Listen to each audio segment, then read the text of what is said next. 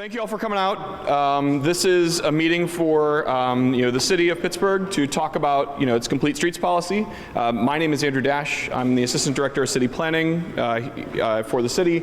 I'm joined by Kristen Saunders, who is the city's Bicycle Pedestrian Coordinator, Akshali Gandhi, who is the City of Pittsburgh's Transportation Planner, and Richard Meritzer, who is the city's ADA Coordinator. And so, just for the agenda tonight, basically I'm just going to kind of briefly introduce and, leave the meat of the presentation to Kristen. We're going to talk about, what a complete streets policy is, why the city should pursue one. We're going to talk about our public process up till now and what we've learned. We're going to talk about an outline of the text and the meat of the complete streets policy, and then we're going to open it up to you all for any questions and answers. And so we are recording, so we have a microphone. When we get to questions and answers, we will ask everybody to speak into the microphone so we can get recording of this meeting for later on. So with that, I'm just going to kind of turn it over to Kristen and have her kind of get into the meat of the presentation. Hi everyone.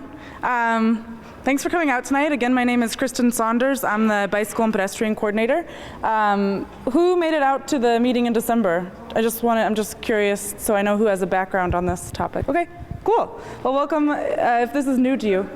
This doesn't amplify. It's only recording for the recording, yeah. And this is our city channel, so you'll be able to watch this later. Okay.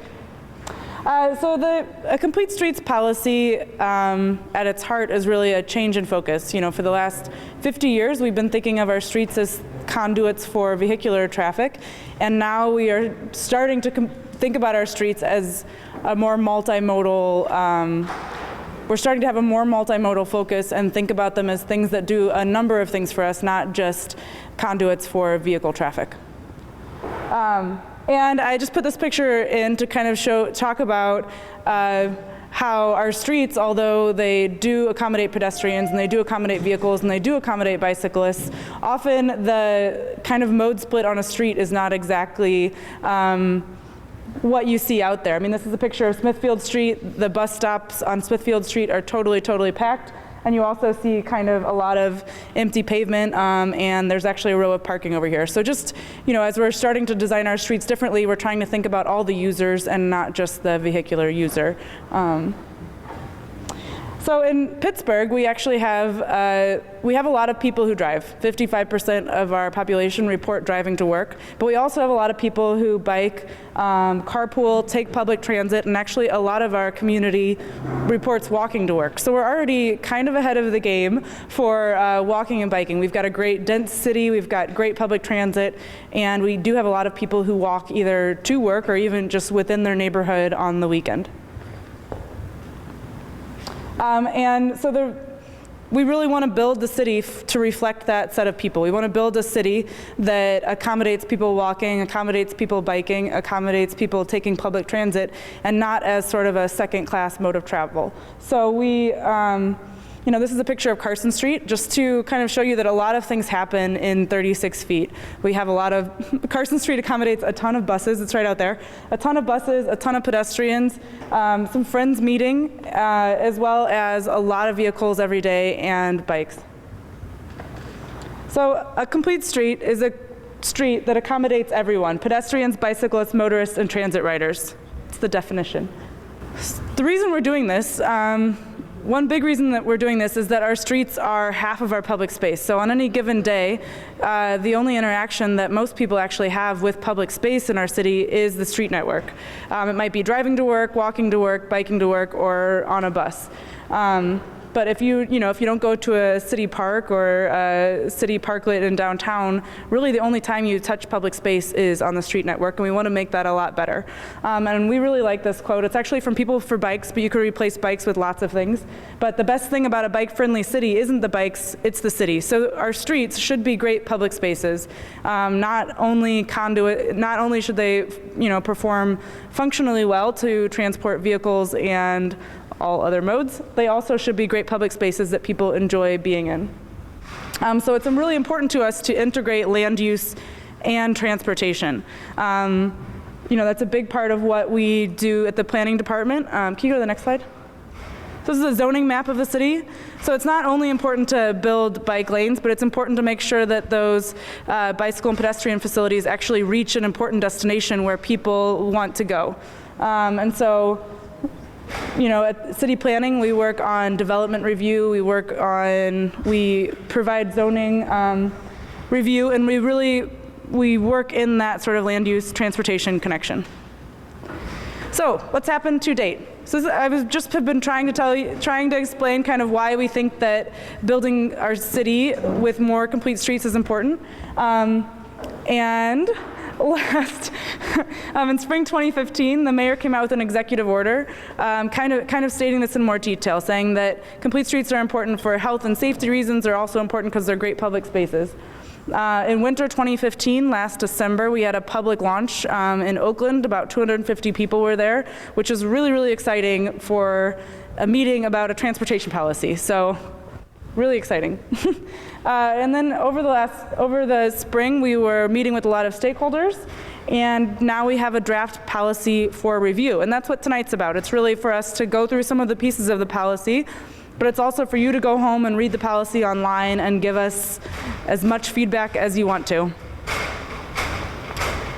So, like I said, there was an executive order. The only other place that complete streets was really mentioned in our region before the executive order was in our active Allegheny, which is our county's active transportation plan.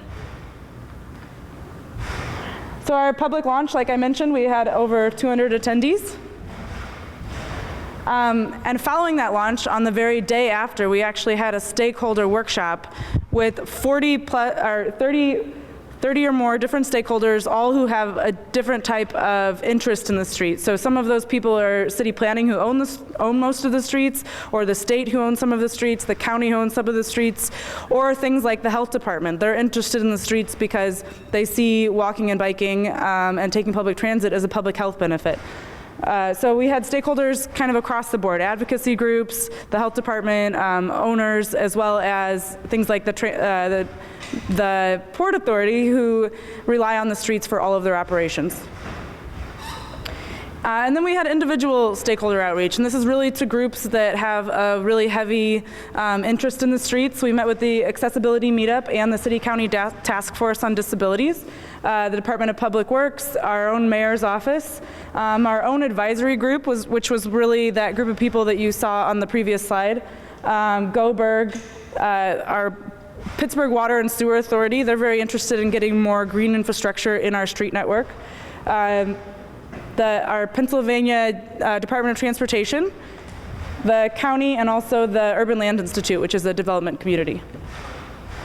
So why are we doing this? We're doing this, a big reason why complete streets are not currently implemented in every project the city does is because we're not really, currently, or I should say 2 years ago, we weren't, as city agencies, really built to do that. We weren't thinking about how we could make a street better every single time we repaved a street, for instance. And so we're starting to do that. So a big piece of this policy is actually a change in practice.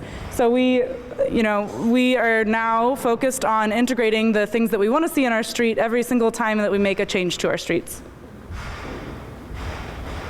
And all of these mobility options that we've discussed, transit, freight, cars, everything works in a network. So it's not just one project here and one project here. We have to make sure they're connected. And part of this policy part of the outcome of this policy will be that we will integrate all these little projects that will eventually connect up and make a whole network. I mentioned that we don't want to repave streets that we don't like, or in a way that we don't like. So a big piece of this policy is also just to save money. We repave a large number of streets every year, and the previous policy was to repave them basically as is, make some small upgrades. But now we are really looking at the paving program. This is just an example. The paving program as an opportunity to change the way that the street looks and change the way the street works to really save us money. It's basically like a free project because we do it anyway. And just to end this section, it's ultimately to have better projects, to have a better public space. People, if you live in a neighborhood where it's not very pleasant to walk that quarter mile of a bus stop, even though that's not a very far distance, you're probably going to choose not to do it. So a really big piece of this policy is to create make our streets into better public spaces so that people feel more comfortable and feel better about taking the option to take public transit or to bike or to walk to work. So our vision, I'm just going to read this first section. Our vision is the City of Pittsburgh's Complete Streets policy shall create a safe, accessible, and livable mobility network for all users of all ages and abilities, included but not limited to pedestrians, bicyclists, motorists, transit riders, and freight vehicles. So there are some important things here. The idea of a livable mobility network really states that we are trying to make this something that's integrated into people's daily lives and something that is, of course, bikes are allowed on any street in Pittsburgh, but not all of those streets are really pleasant to be on. And the other thing I want to point out is the all ages and abilities. That's saying that we don't want to build streets just for, ultra marathoners to be able to walk down or run down. We want to build streets that everyone feels comfortable walking and biking and taking public transit on. So we've set up these principles. The policy, you're actually going to see it tonight, so this will make a little more sense when you see the whole document, but our principles are experience of the street, the environment, economy, access, and efficiency. So experience kind of gets to the things I've been discussing. So we want it to be safe and comfortable for all users. We also want to make our streets into great public spaces so that people enjoy biking and walking to work. Environment, we want to preserve and protect Pittsburgh's environment, and that gets into many things. Not only does it touch on the kind of CO2 emissions that we will cut down on by having more people walking, biking, and taking public transit, but we are also interested in installing green infrastructure, installing shade trees, making our streets better public spaces through these Complete Streets projects. I mentioned stormwater already, and the third point here is to improve public health. We see active transportation as a way to really integrate being active into people's daily lives. So it's not, you don't drive home, go to the gym, drive back home. You might just walk home that day or bike home that day or take public transit and end up walking way more than you'd ever guess. The third principle is economy. And a big piece of this is providing more mobility options. I talked about that fictional person who maybe doesn't feel comfortable walking half a mile or a quarter mile to a bus stop. That person has basically one mobility option, and that mobility option is probably driving. And so we want every person in Pittsburgh to have multiple mobility options, not only to improve your daily lives, but to ensure people can get to the places they need to go, like work, for instance. So, and we also want to install these projects with fiscal responsibility. So we want to install them over time as the opportunity arises. We want to work with development that's going on in the city to get these Complete Streets projects installed so that they eventually become that network I discussed. Complete Streets are about access.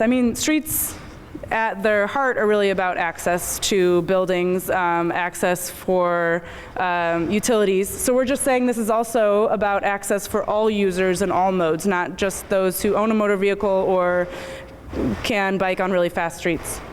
And this is also about equity and inclusivity. So we want to include everyone in these projects. We want to install these kinds of projects citywide, and we want to make sure that we're improving the streets in every neighborhood. Efficiency. I mentioned that all of these mobility networks really rely on the strength of their connectedness, and so a big push with this Complete Streets policy is really to ensure that we have those mobility networks in place so that when a project comes up, we can install, like one leg of the network at a time. And intelligent technology partners. Who here read about the Smart Cities application? Okay.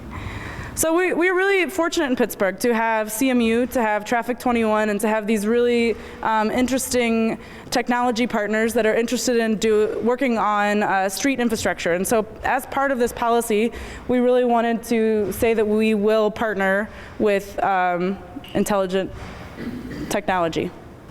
And we want this to serve, Pittsburgh is going to be the first complete streets policy in the region, and we really want this to serve as a model. We want to be a resource for neighboring municipalities, because as you know, like the world doesn't drop off at that city limit line, and you guys go lots of places that are outside of the city limits, and we would like those streets to be great as well.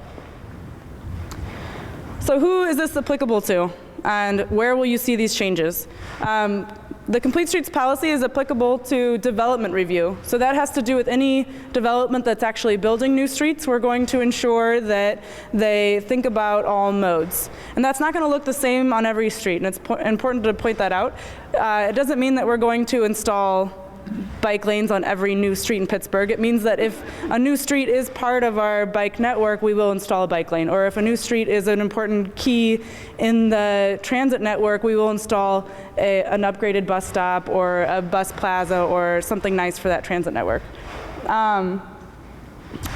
Large-scale maintenance. So that's the paving program I talked about, and things like, well, mostly paving. Utility replacements as well. So we're coordinating between agencies a lot better. I mentioned that that's a big piece of the Complete Streets policy, but we have monthly utility meetings. We know kind of which agencies are ripping up streets so that we can maybe get some projects in while the streets are being repaved. And then also large-scale capital improvement projects and grant asks. So that's things like bridge replacements, of course. The Complete Streets policy also sort of provides a framework for how we apply for certain federal grants. So this is not applicable to things like private driveways. We won't tell a private driveway that they need to install a bus shelter. Small-scale routine maintenance, we're not going to stop the utility company from fixing one line if they're just digging up a small portion of the street. We want to catch kind of when they're digging up large portions of the street. And state and county projects, and I put that as an asterisk because as a city we can't require anything of the state and county, but we can work with them, and we are working with them better all the time. And the exceptions to this policy are if it's a threat to public safety, for instance, things like limited use highways, where pedestrians are actually not allowed, or anything that causes an undue hardship or significant delay or substantial cost burdens upon the city. So this piece is kind of important because it means that we are going to require developers to consider complete streets. This is only if it's a cost burden on the city itself. And then if it's structurally infeasible. As you know, we have a lot of steep, narrow streets in the city. Sometimes there's not much we can do. So we have this policy, as I mentioned, is really just an overarching framework, getting us from a vehicle focus to a multimodal focus. And this is going to require years of work to actually get all of these things in place. But we have a whole host of implementation items. I'm going to tell you about a few of them.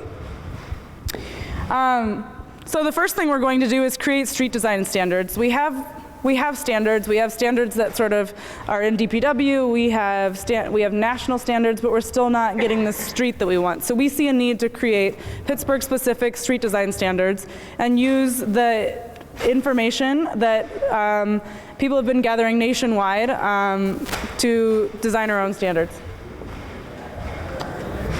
The next piece, that's going to take a while. Creating a set of street design standards is going to take a little while. And so the next piece that we're interested in is just creating some interim checklists so that if a developer comes in for a development review, they would have to fill out a checklist. Like, is this on the bike network? No. Is it a high priority pedestrian street? Yes or no.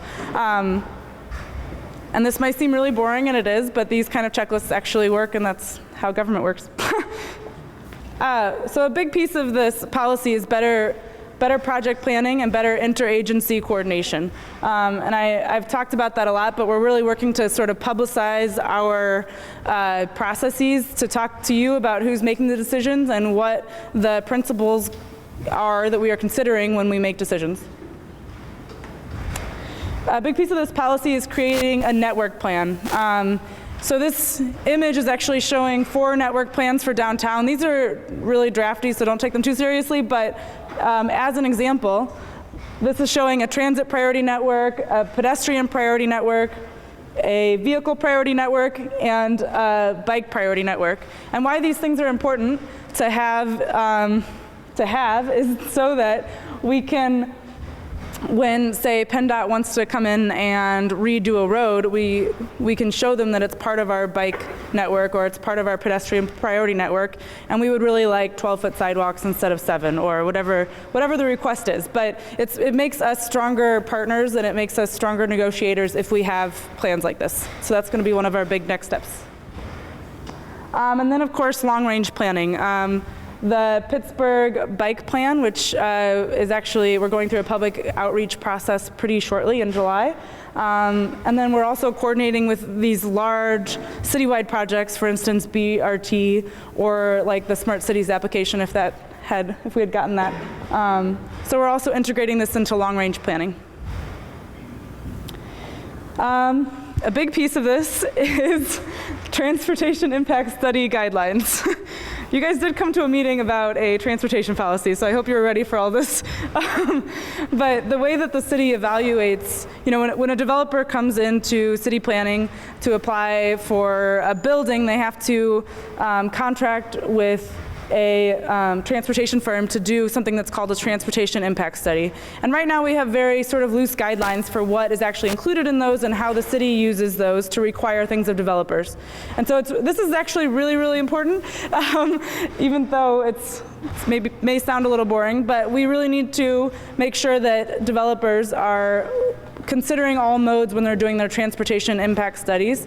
And we need to have better guidelines so that we can require developers to actually upgrade the streets based on how many people they're bringing to the system. And of course, there are a lot of zoning code changes that are going to go along with this. We're considering transportation, sort of improving the transportation and land use connection, and some of that might be incentives and some of that might be requirements. And that's kind of tied to the transportation impact study I mentioned just a slide ago. And some things that we're researching right now are parking reform, developer impact mitigations, as well as construction management, which would mean like sort of giving guidelines for how construction projects close the street or don't, or how they accommodate pedestrians or bicyclists or all sorts of modes when they do close the street. And then another big thing that we're looking at is our sidewalk policy. And this is all just in its research phase. I just want to give you a list of what we're considering. But currently, sidewalks are the responsibility of the property owner. And so we're looking into whether we can do that better. We're doing research from a lot of other cities, and we'll get back to you. I promise I'm not going to read these. Of course, the success of any policy needs to be tied to some sort of benchmarking and reporting. So this is just to show you and to show ourselves that we will be measuring a lot of pieces. This is anywhere from bicycle infrastructure to gallons of stormwater mitigated to sort of the health statistics for the county. So these are sort of our long-range benchmarking. This is what we'll be counting.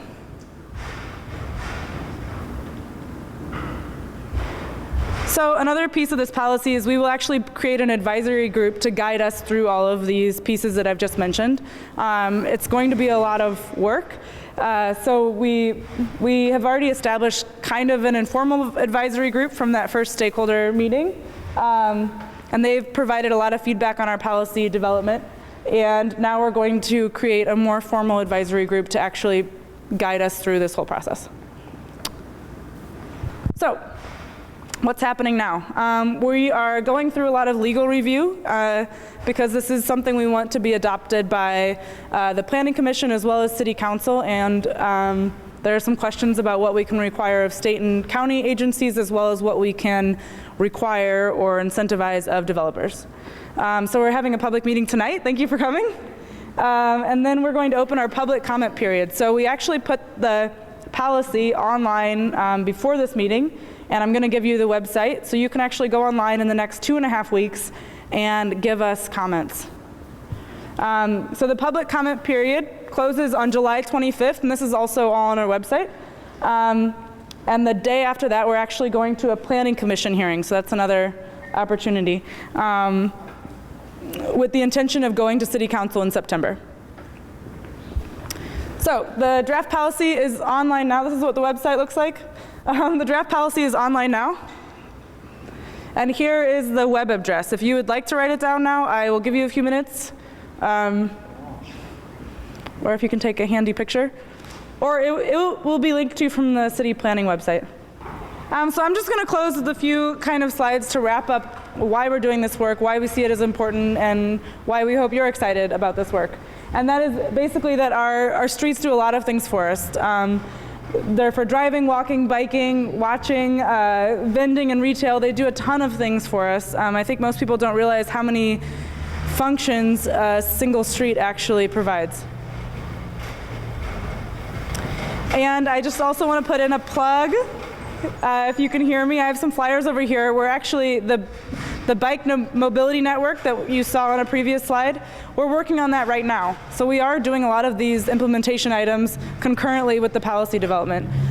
So we have 4 meetings coming up in July. The next one, the first one, is right here next week, same time. So no excuses if you forget that. Just come back next Thursday. And it's going to be an open house style. Bike Pittsburgh is involved. Pittsburgh Bike Share will be there. Some people involved in trails will be there. So it's going to be a big event to hear about the future of the biking in Pittsburgh. So we put our contact information up there. And I'm going to hand this off to Andrew. And what we're going to do is, now that Kristen's kind of given an overview of the policy, and as well as opportunities, we are going to open it up for questions and answers. And so we'll be taking notes and trying to mark down all of your questions. If you have questions about specific intersections or roads in your neighborhood, I'd say that we hold those for now, and Kristen, Akshali, and Richard and I will be around afterwards, and we can have discussions about things that may be more specific to a street or an intersection. But right now we want to take questions.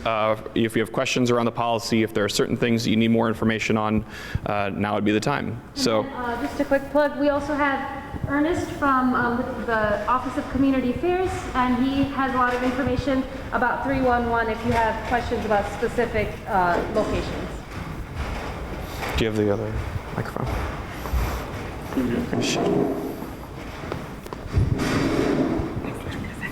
What do you plan to do for the people with in wheelchairs and stuff like that on the trails and that? Because some of the trails really bad.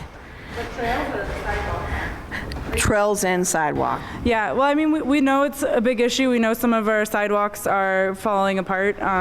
And we are looking, one of the big things that I'm really excited about is to look at the sidewalk policy. Is to look at our sidewalk policy and see if there's ways that we can actually either incentivize or repair more sidewalks in any given year.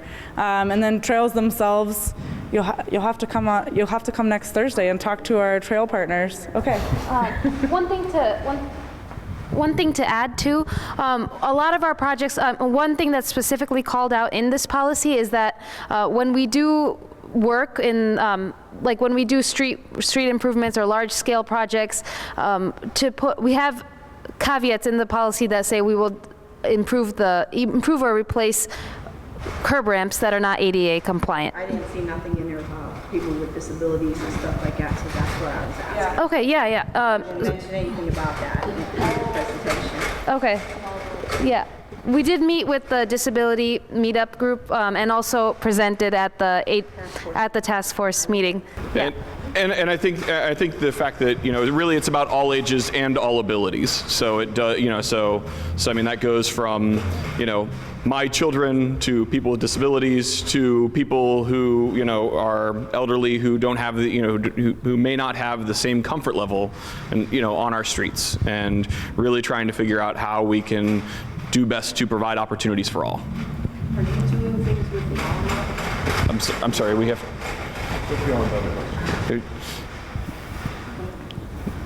Who's, I think. Okay. Hey, Mary Shaw, Squirrel Hill. I have a pair of what I think are small questions.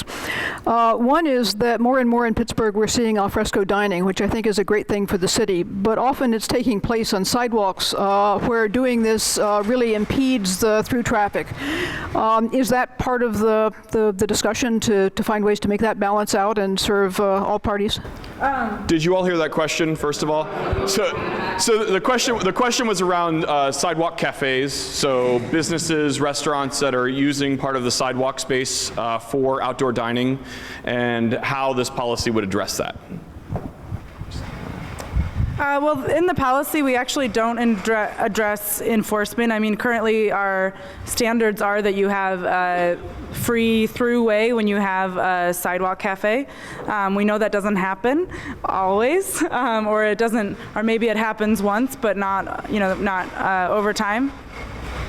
And so we will be addressing enforcement in other ways, but not through this policy. Well, I wasn't asking just about enforcement, but also about encouraging the alfresco dining, because I think the sidewalk cafes really do enhance the city. Yeah. There's just a tension between them. And okay, the second question was early on you mentioned undue hardship. Mm-hmm. And I know that every developer's own interest is in minimizing his cost. And so it's easy to make a case that the hardship to me would be an undue hardship. Are you laying out some explicit guidelines to strike the appropriate balance so that that can't be gamed as a free loophole? Yep. We are in the policy laying out, Mary's question was about the undue hardship exception and its impact on development's impact on the undue hardship exception. And the undue hardship exception actually only applies to the city itself. So we are going to be, we're the only ones on the hook for that one. And we said that specifically, we wrote it that way specifically so that developers did have to incorporate Complete Streets principles into their projects. I also want to mention, I know I mentioned this before, but a complete street doesn't look the same on every single street. So I don't want you to go out and see a developer building a 7-foot sidewalk and say like, hey, why didn't you build, I don't know. But it looks different on every single street. And so that's why we're going to create the design guidelines to help make those decisions. Does that answer your question? Yes, thank you. Okay. I also wanted to address your first question. Recently, about 1 or 2 months ago, the Department of Public Works also revised or updated new legislation for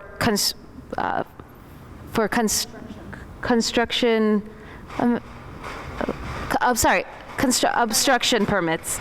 And so there has been work on that. And we do have a representative from DPW here today if you would like more information about that legislation.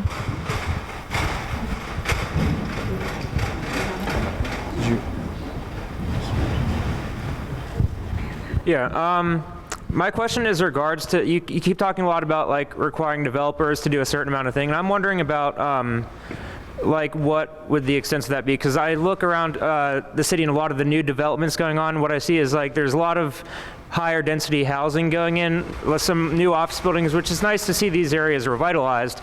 But if you look on the ground floor, a lot of times it doesn't really serve the street. Like what's happening on the ground floor is typically like a parking garage or like a main entrance or something, but there's nothing like required of them that they actually provide something to the street, that the area that is being developed could be something even better than what's happening right now. I feel like there should be something that holds us to a higher standard than what we're doing right now. So the question, for those of you who didn't hear, and I'm going to try to rephrase it so I make sure that but please correct me if I'm not getting it all correct, was around the first floor of new development and how the activity takes place on the first floor of new development that then interacts with the public realm. How a developer in a new building addresses the street, basically. Okay, and so I would say that moves a little bit beyond the Complete Streets policy in a lot of ways. Actually, I might jump in but I mean really we're more focused on the space between the buildings And so, how the sidewalk experience is, how the the transit rider experience is, kind of in that space between the buildings, through kind of the interaction at the building's face is really something we deal with in a lot of the rest of our zoning code and urban design issues. Yeah, I understand you did mention something about zoning code, so I was wondering if this would be incorporated as well, like significant changes to zoning that would change the way the first floor of a building is used and how the street interacts with the building itself. So research into zoning code and developer impact fees, that kind of thing, that's the next step. So that's one of the things we definitely want to look into. However, that's like a whole nother project. And so that's a future goal, definitely. Not right now, the policy just says we will research these things, but it's definitely a future project that we definitely want to go in that direction. Another thing I wanted to add about just design and ground floor retail, a lot of our larger developments go through especially multifamily mixed-use buildings, go through what's known as CDAP review. CDAP is a panel of design experts around the city. It stands for Contextual Design Review Committee, review panel, and they meet twice a month and they review larger projects and they advise the developer and the applicant on how they can make their how they can make the building and as well as the whole site plan and the sidewalk better. So I've seen projects, when I've sat in on CDAP, I've seen projects that become much improved because of the advice of CDAP members.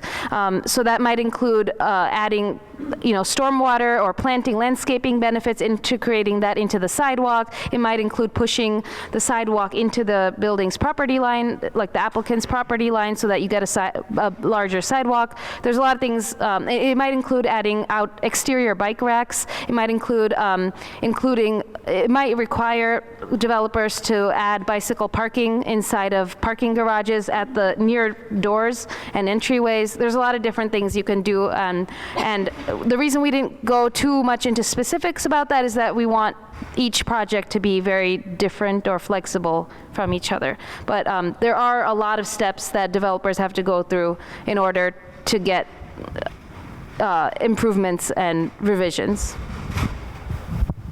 Sir, did you still have a question? No, you're actually answering. Okay, great. Hi, guys. On the exceptions, who specifically is going to make the determination on that? Like, is it whose office or whatever? Sure. So, that the exceptions are, determined by internal city review. So by the agencies that review transportation, improvements to the street. So that would be, the Department of City Planning, the Department of Public Works, the mayor's office that would be doing that review. The policy specifically states the director and assistant director. The policy specifically states the director and the assistant director of Public Works, as well as the director of planning, or whoever they send or appoint to that sort of committee, they decide the exceptions. So it does specifically state 3 positions. Got it. Thanks. The policy also states that whatever decisions that review committee makes must be publicly accessible. So we're not sure how we'll do that, but it might be that at the end of the year we document all of these on the website, or as they come up they might go on the website, or the public can file a request to know.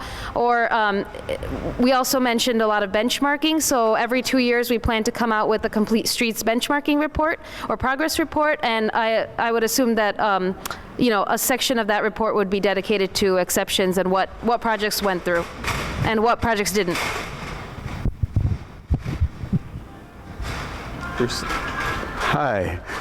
So I just wanted to reiterate this gentleman's point back here, and I guess kind of reword it as saying more like that, yes, this is a complete streets policy, but I think a lot of us, I'll just speak for myself, are really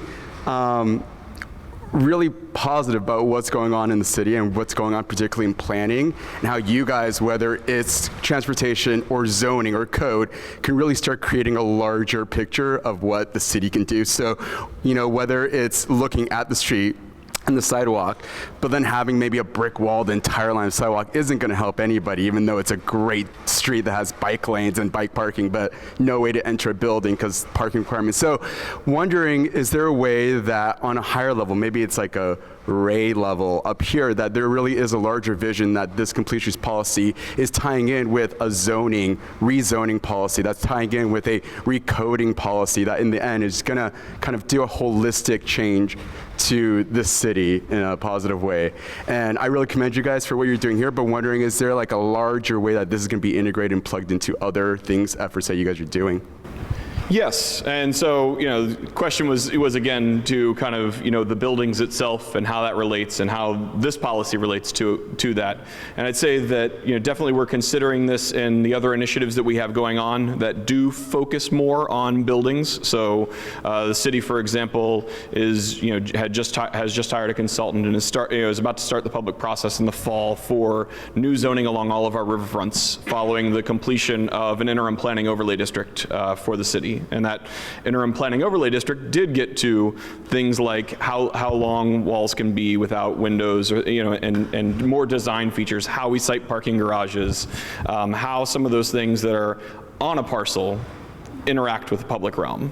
So there are other initiatives that the city has. We're doing the same thing in the downtown to Oakland corridor through a project known as the Eco Innovation District, where we're looking to write new development regulations. And so those new development regulations will incorporate complete streets and how the code works, but will also focus on those issues of building and those issues of place and use and what goes on in those spaces, so that we can create more vital public we can create more vital places here in Pittsburgh with new development.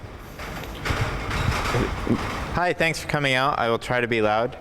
Complete streets aren't just the physical infrastructure and the construction, which we've heard a lot about tonight, but also the norms and policies for how that physical infrastructure is used and what incentives do or don't exist for complying with those, as well as things like light synchronization and timing.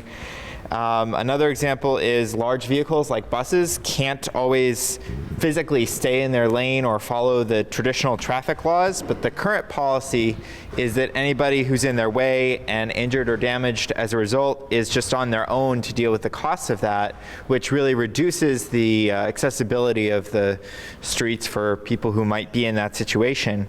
Does the new policy go beyond physical infrastructure to consider those kinds of policies, light signal timing, those kinds of things? It does talk about, so the question was around kind of smart technology and connected infrastructure, as well as kind of other less infrastructure focused parts of the transportation network. Am I? The policy aspects of the transportation network. Yeah, and so we talked about that with kind of the construction standards and how when something is how when a development is going on, how that space is being treated, which is a little bit less around the physical infrastructure that's there, but how it's treated.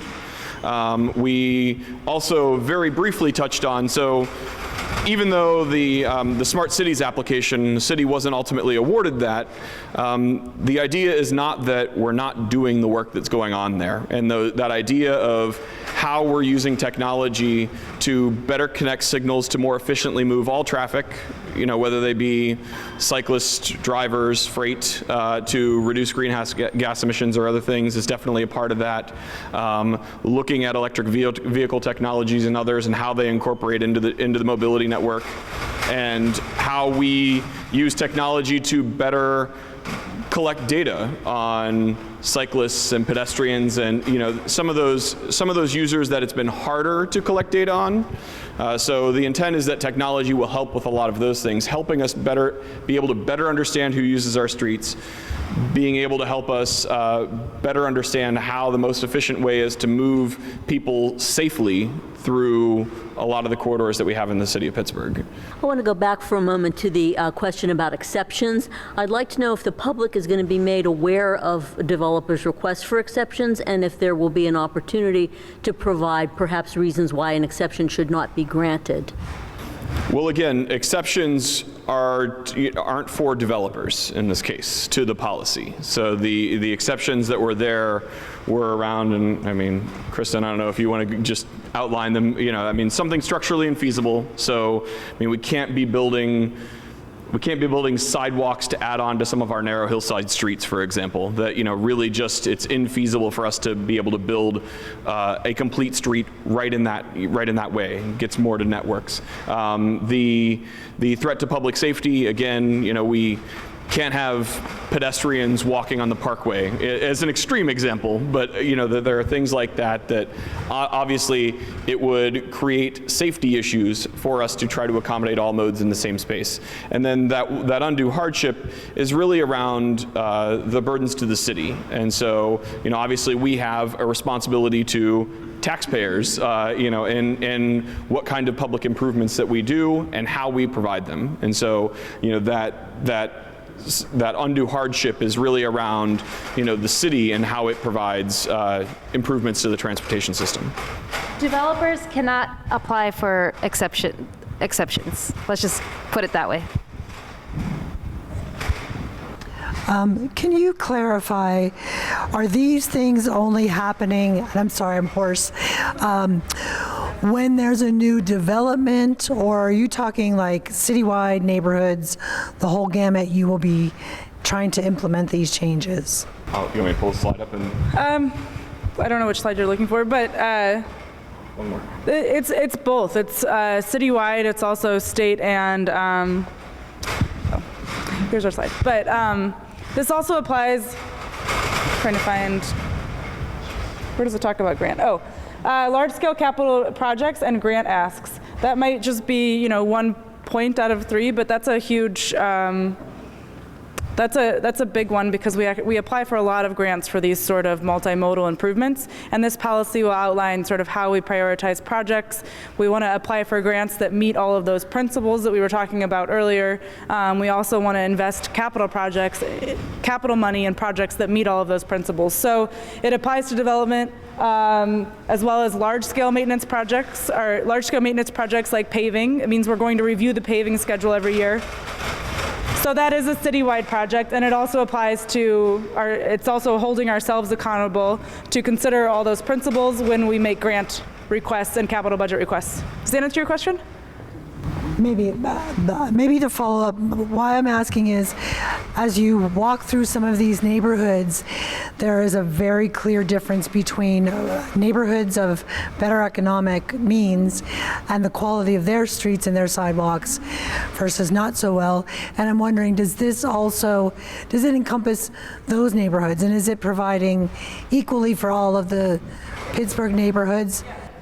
Her question was about, is this policy for all Pittsburgh neighborhoods? And she sees a difference between neighborhoods that have sort of a high economy and a lower economy. So it does apply to all neighborhoods, and part of our principles is about equity and making sure that we're doing these kind of projects in all neighborhoods. It's also about looking at the sidewalk policy, which is currently the responsibility of the property owner. So yeah, so we are looking at how we can improve citywide streets. Another piece is that as we develop these mobility networks, for instance, the bike plan, one of those policies and the way that we prioritize projects is actually also equity. Like, is this project touching a new neighborhood where there's currently no bike infrastructure, or is this project bringing a new neighborhood, giving them access to the citywide bike network? So we do think that is part of our process.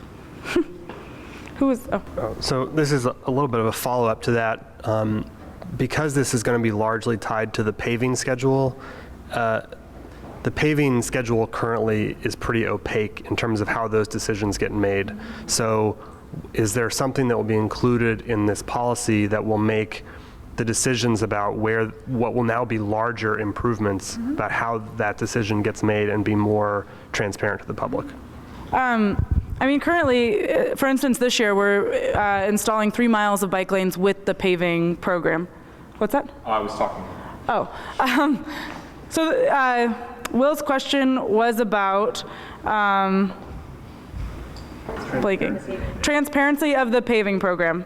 I actually can't speak to Lee Haller's vision for transparency of the paving program, but I know they are, as of right now, evaluating all of our streets in Pittsburgh and giving them a ranking system. So it is based on the condition of the street solely. So, but. I think part of trying to answer your question gets to some of the implementation and some of the things that now this policy is directing us to do. So when Kristen talks about network plans for improved pedestrian improvements or bicycle improvements or transit improvements, because we have priority, because we're saying that those streets are a priority for those modes, it then signals the intention to neighborhoods, ahead of time, that when those streets are paved, that there is going to be something that is, whether it be bicycle infrastructure or enhanced transit stops or something like that, that they would come as part of that they could come as part of a project when a street is repaved. So that it may not be within the paving process itself, but it may be in that other planning work that we as a city would be doing and working with the neighborhoods on. Yeah. And the paving program is working on developing like a 3 to 5 year plan, so it will no longer be year by year. I know that that's something that DPW is working on. They're working, sorry, I didn't say this into the mic, so I'm going to repeat myself. The Department of Public Works is working on getting to a point where they can have a 3-year or 5-year paving program rather than just year by year. So just, with that, you will have more transparency. So first of all, thanks for your work on this. We are really excited to see this policy come out and its implementation.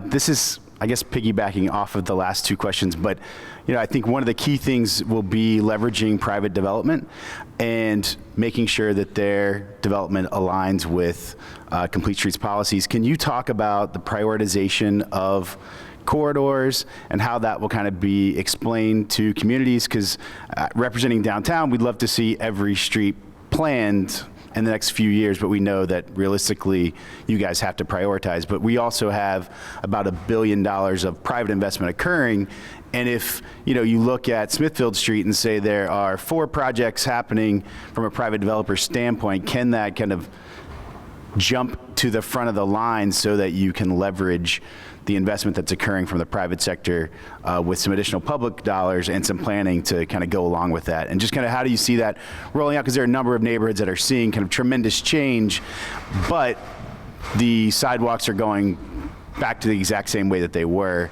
and there's no new kind of plan in place for that. I can try and answer that.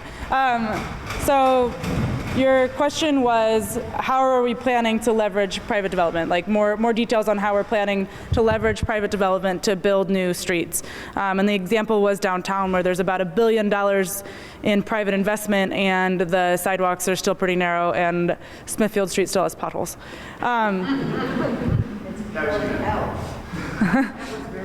But we all wonder that. But a big part of that is going to be the transportation impact study, and I know that sounds really boring, but it's really going to, other cities, if you're bringing 400 units to the system, you have to invest in the public space to sort of pay for the impact that all those people are going to bring on the public space. And we have basically no system like that. I mean, we have a very loose system for that, and we're really going to work hard on getting that tighter. And the idea of prioritizing, you should come to one of the bike plan meetings, because we do talk about how we prioritize very specific projects.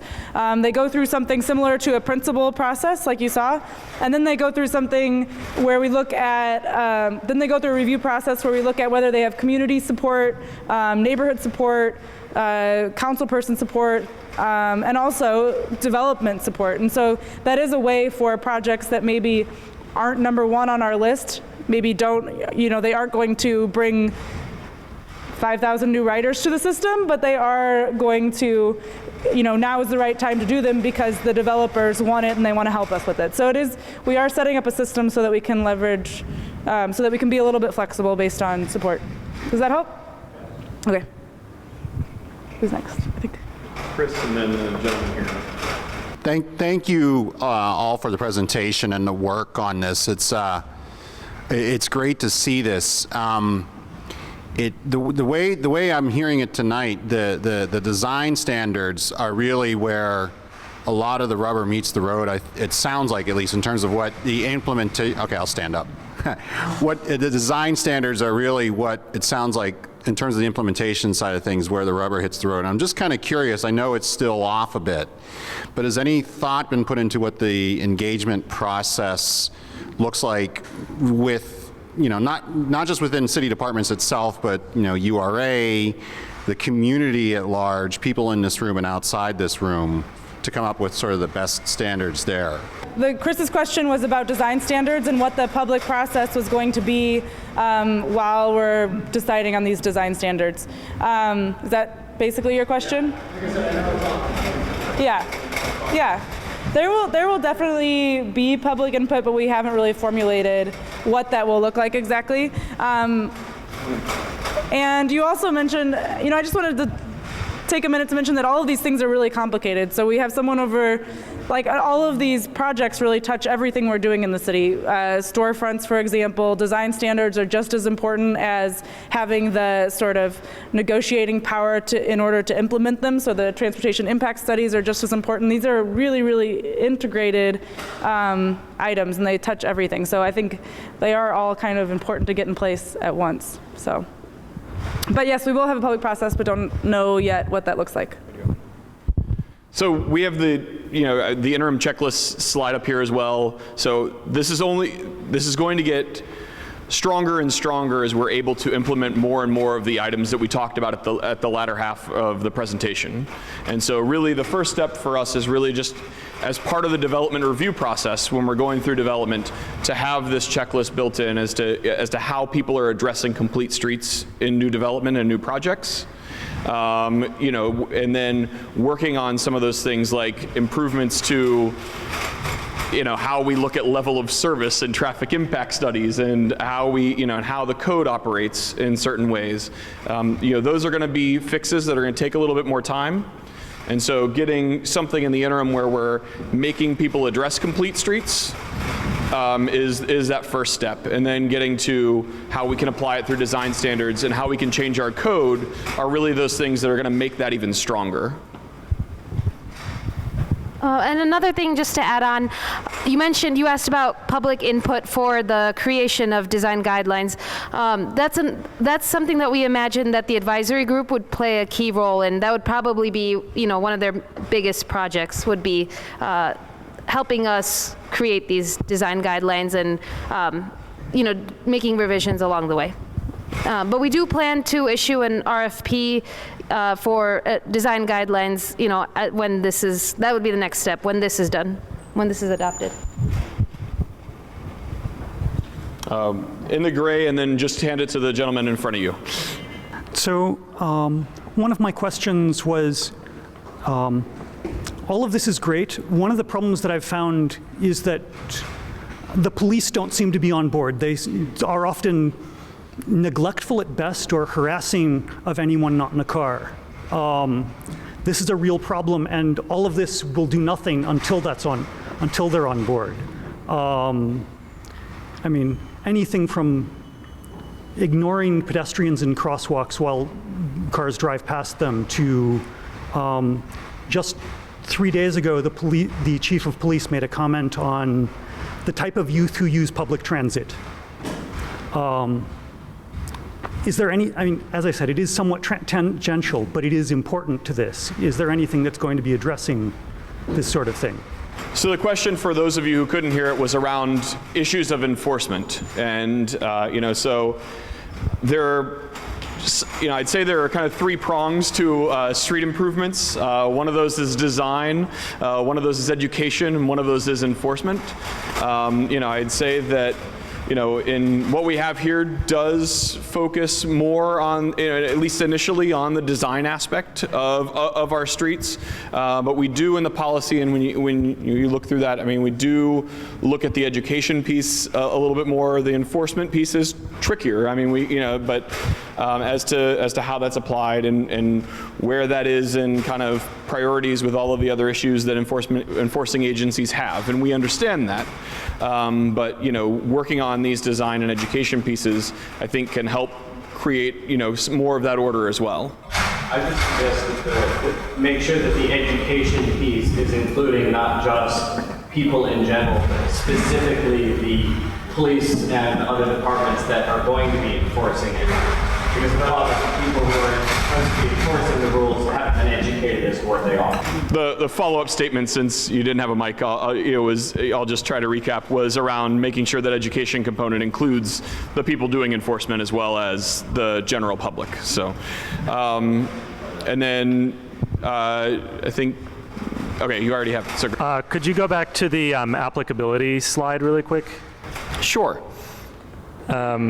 So I saw in there new streets, maintenance, and then major rehabilitation. It seems like that maybe leaves out right-of-ways that have been closed, specifically city steps that have been closed. If one of our goals is to create a large pedestrian network, can we look at that as potential places to apply complete streets, or do we just need to let complete streets follow things that are already happening? The question was about the steps, or I guess more broadly, the question was that this policy does not address closed portions of the steps or closed portions of the street. We don't include steps in this policy. This policy is only about streets, and our public steps are our public right-of-way, but this policy is addressing the streets, and we are addressing the steps through other means. We actually have another project going on. We were awarded a grant called the City Accelerator to help us figure out how to design a better financing scheme so that we can maintain our 714 sets of steps. So that's being addressed somewhere else. Do you want to?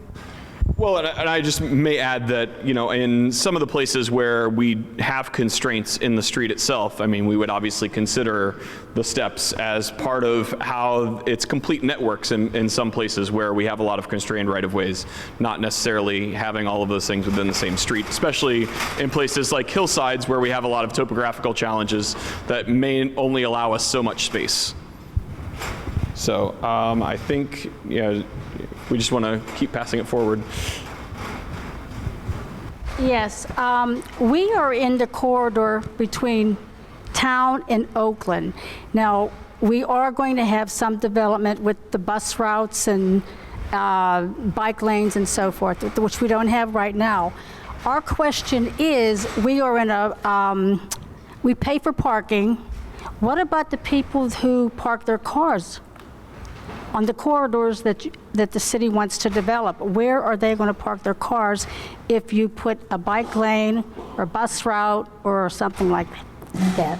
And the question was around parking and how, if there are bike lanes added to a neighborhood or other improvements added to a neighborhood, how parking is accommodated as part of that. And and that is much more of a project by project kind of basis where we'd be looking at those kinds of things, because obviously there are a lot of factors to take into play as far as where the availability of parking is, where the availability of off-street parking is, how all of those things work. And so, I'd say that the policy isn't necessarily going to address that specific question.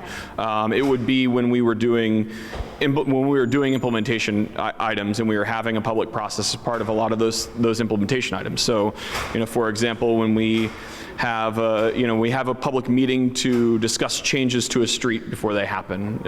There's a lot of individual analysis on that as a project by project basis to then be able to try to answer those questions. I just have a comment, because when you say complete streets, now we've been sitting here an hour, not once have you said automobile. So a complete street, from my understanding, and we're in the Uptown area, Ego District, our complete street is a bicycle lane, worried about walking, and then a bus lane, and then one lane for parking and one lane for automobiles. So all of what we heard here is about walking and biking.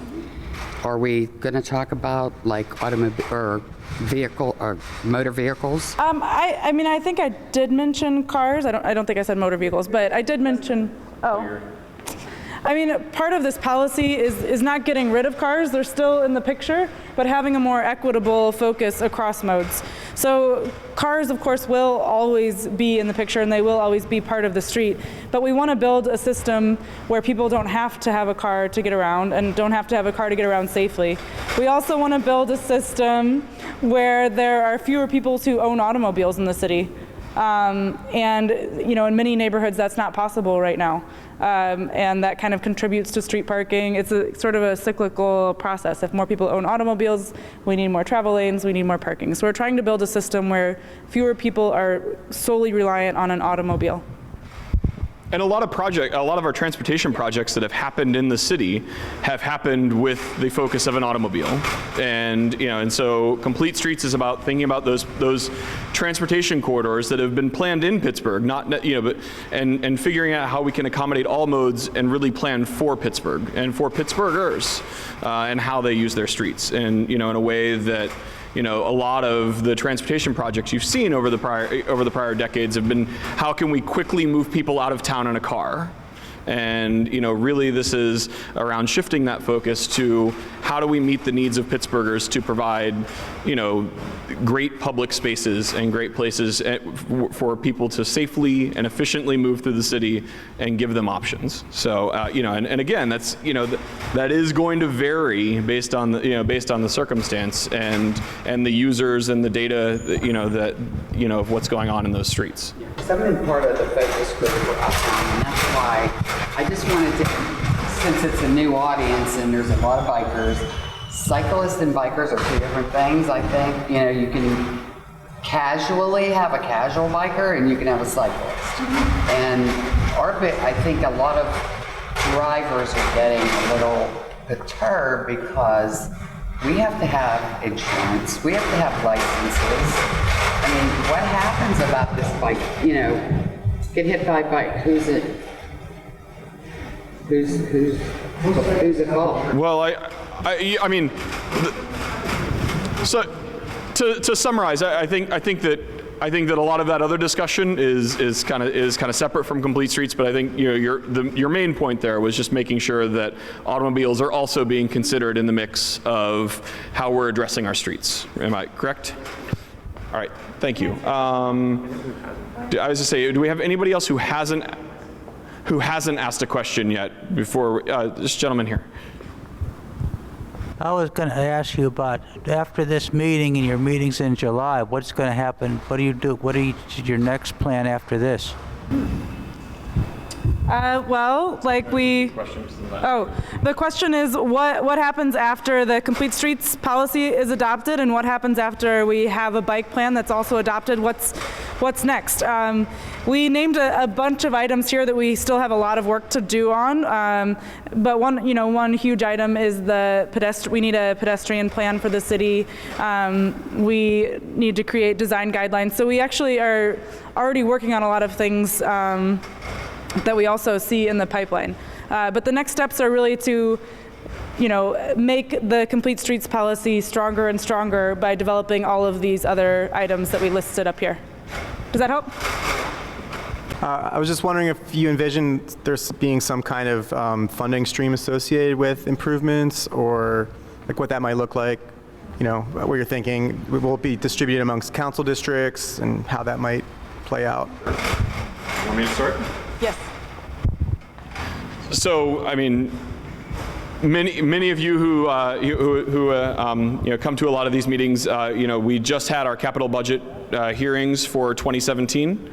So right now the city is developing its priorities and its budgets for 2017. And in those capital budget hearings, one of the things that was listed as one of the mayor's priorities was Complete Streets. And so obviously we're trying to figure out how that works within the capital budget into upcoming years. So is that, So I don't have an answer for you yet. I can say yes, we are definitely thinking about that as we move through the process, as the budget starts to become more and more firm and gets brought to council. Council being the one that's going to ultimately approve the budget. So that would be happening probably towards the end of the year and and kind of around Thanksgiving time. But so we know then how that would flesh out. But that could be certain funds that are going towards repaving projects, specifically for complete streets projects. That could be some of the projects that we've requested that we feel are more complete streets projects in improvements to the city. So there's definitely more to come there, and not a firm answer, but it is definitely something that we're looking at as we're gearing up for a budget next year. I also wanted to add that the point of complete streets is not to silo projects as complete streets projects, but to really incorporate these principles into already existing, like all the projects. So what our approach has been, instead of adding a line item to the capital budget that says complete streets funding, we instead just make all of the projects that we do better multimodal. So it would be more on the distribution. The distribution of funding would be, a little bit on each project, rather than like, here's a big pot of money that goes just to complete streets. I'd like to go back to this gentleman's question a little bit earlier about the applicability of the policy, which I think got misdirected to focus on steps. And the question is about street closure decisions. It seems like this policy is only considered and only applies to new streets and major maintenance projects, but there's also an emphasis on building a network for various different modes of transportation. Does this policy have to be considered when a decision is proposed to close a street? And when you say close a street, you're talking about a street vacation? Either temporarily or permanently. There are some streets that used to be streets and are no longer streets. And sometimes a street is taken out of service as a street for an extended period of time, sometimes permanently. But there are decisions made to close streets as well as to build new ones. So in the street vacation process, yes. So I'd say where we're looking at removing a street that may exist already. One of the things is that there are a lot of legal issues with streets that have not existed for some time, in that there is a point in which they revert back to the property owners if they were never improved as streets. So even though there may be a right-of-way on a parcel map for a street that never existed or was vacated decades ago and was never improved, the city may not actually have rights to build in that space. And so it does become a much thornier situation based on a lot of laws that are not necessarily city laws around how rights of way operate after they've been not improved or been vacated. So I know that was kind of a it was kind of a non-answer, but it's that there are really a lot of other legal issues that are out there that do affect that. And there was the lady in the back has not asked a question yet. So well, some of these questions have been about like connectivity and multimodal uses of transit. Okay, sorry. Some of these questions have been about multimodal transit users, people who might drive from the suburbs and want to park in the city or bike to a bus, all that kind of stuff. So does this kind of take into account things like park and rides or points of transfer for not only like a bus transfer, but kind of like transferring a mode of transit itself? Do you want to? I can. I only heard. I think I only heard 70% of your question because of the basketball, but I think you're asking, does this take into account kind of programs like Park and Ride? Is that your question? And connections to transit? It will. I would say in itself, the policy does with words, but some of the implementation items, for instance, the bike plan, we prioritize projects that provide a connection to a transit stop. So in the methods in which we choose which projects to build, we do prioritize projects that sort of strengthen those connections between the pedestrian network and the public transit network and the bike network, as well as the vehicular network. So. We are also trying to put more of an emphasis on first mile and last mile connections. So what happens for you to get from your origin, from your home to the bus stop, what happens on the walk between when you get off the bus to wherever you're going, that's been a larger focus as well. And I mean, we've requested money in the capital budget to develop a first mile, last mile plan. We don't know if we'll get that, but we are starting to think about that. And one thing I also wanted to add is that the Port Authority has also developed a set of guidelines called Transit-Oriented Development Guidelines, and a lot of those apply to their park and rides. Because most of the park and rides, David, if you can correct me if I'm wrong, a lot of the park and rides are operated by the Port Authority, or owned and operated. The bulk of our park and rides are in suburban areas. There are a number of parking facilities within the city that are connected to our transit system, but the emphasis is in suburban areas. Okay, hi. Oh, I was saying afterwards. Okay. Can you talk a little bit more about the advisory board and how you're going to form that? Are you going to have members of the community, members of various communities within the Pittsburgh community? Thanks. The answer to that is we have not decided yet.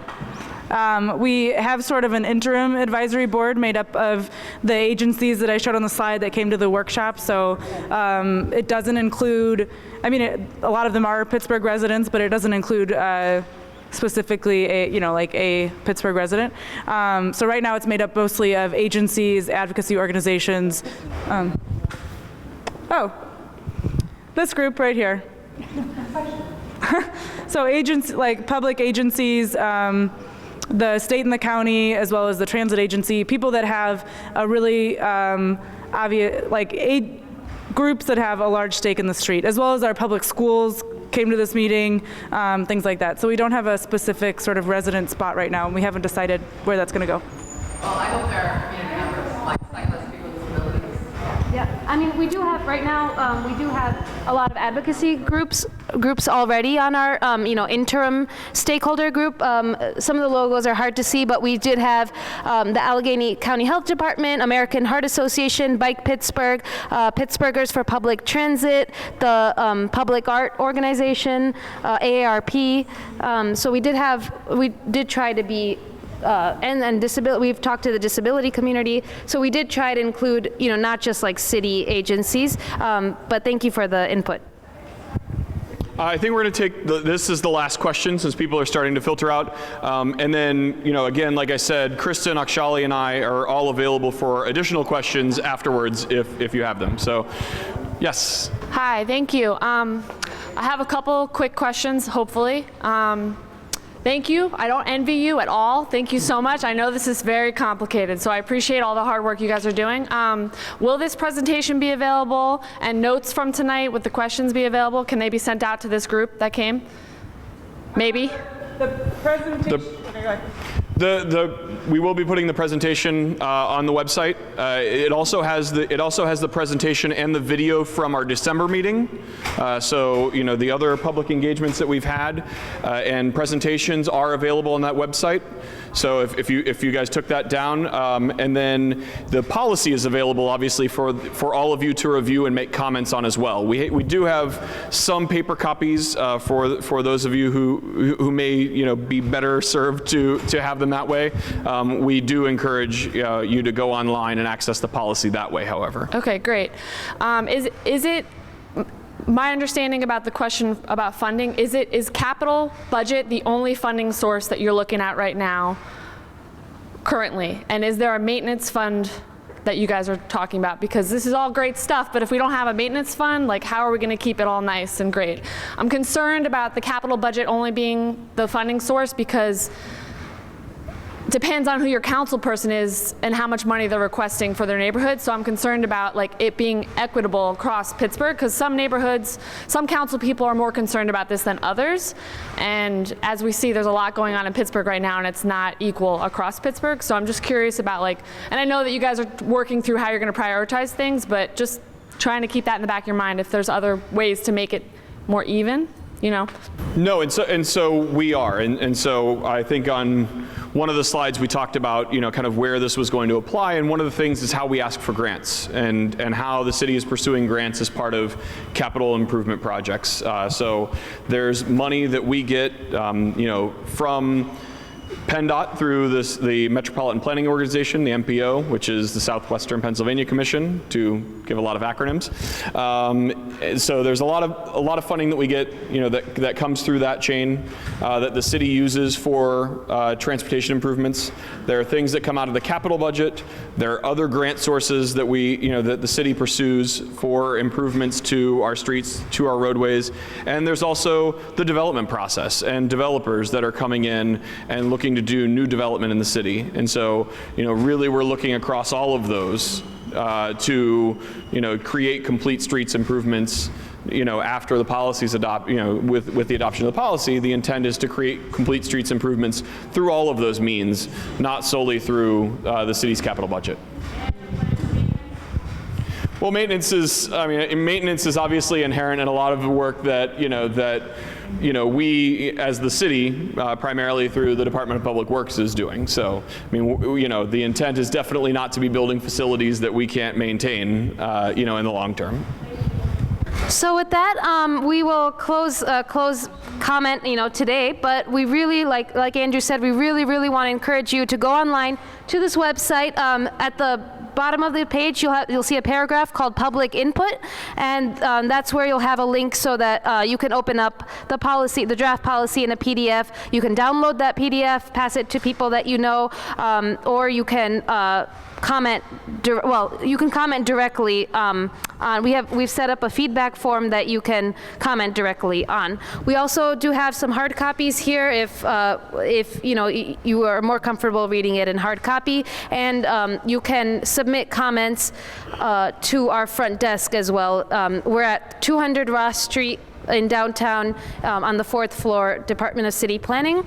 But again, if you can, we really appreciate if your comments go through the online feedback form. All right, so thank you all for coming out and listening, and we hope that we were able to give you an idea of the policy, and like Shelley said, we really encourage you to give us more feedback.